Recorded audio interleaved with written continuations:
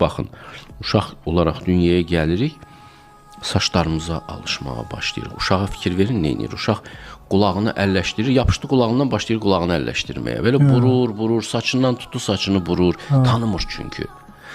Qolunu tapsı, qolunu başlayır yalamağa, barmaqlarını gəmirir, dişləyir, yalayır. Çünki hər şey ona maraqlıdır. O, bu bədənə alışa bilmir. Onun üçün ən böyük şok, yəni ruhlu varlıq üçün ən böyük şokudur ki, özünü bədənlə identikləşdirsin. Bir müddət sonra bədən olaraq özünü dərk eləyəndən sonra qorxusu yenə azalmır, əksinə artır. Mən bədənəm və bu bədən bir stəkan masanın üstündən yıxılıb qırılan kimi bu da qırıla bilər.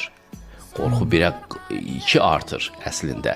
Bir pillə idrakda irəli gəlir, tanımadığı bir mühitdədir. O uşaq bilmir ki, bədəni var bunun və bədən ona aiddir. Məsələn, elə belə uşağı buraxsan, masanın üstündən havaya addımlayıb gedəcək. Havanın nə olduğunu bilmir. Sonra yıxılacaq, başı ağrıyacaq, bədən ağrıyacaq, ağrı gələcək. Ağrı vasitəsilə həyat ona, onun bədəninin sərhədlərini tanıdır. Amma bədənini tanıyandan sonra da qorxu azalmır. Çünki onda bədənlə özünü eyniləşdirməyə başlayır, qorxu yenə də artır. Bir də nə zaman qorxu yox olur? Müdriklük onun içinə gələndə ki, o anlayır ki, mən bədən deyiləm, yalnız onda qorxu ləğv olur. Ona görə bu döngəni o keçməli olur bu həyatda. Əvvəlcə qorxur ki, bu nə türmədir düşmüşəm bədən adında, bədəni tanıyır, qorxu artır, azalmır.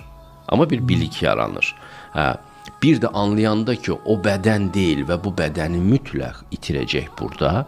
Bu bədən ona sadəcə olaraq bəlli təcrübə yaşamaq üçün verilibdir.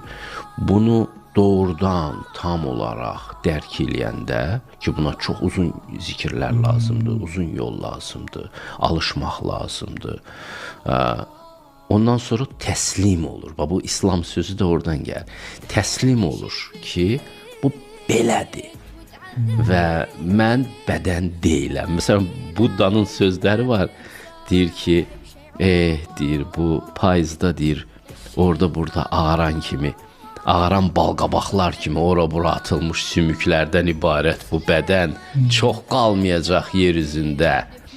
Tələbələrinə deyir ki, belə zikr eləyin ki, bu bədən artıq doğulduğu andan ölümə məhkumdur.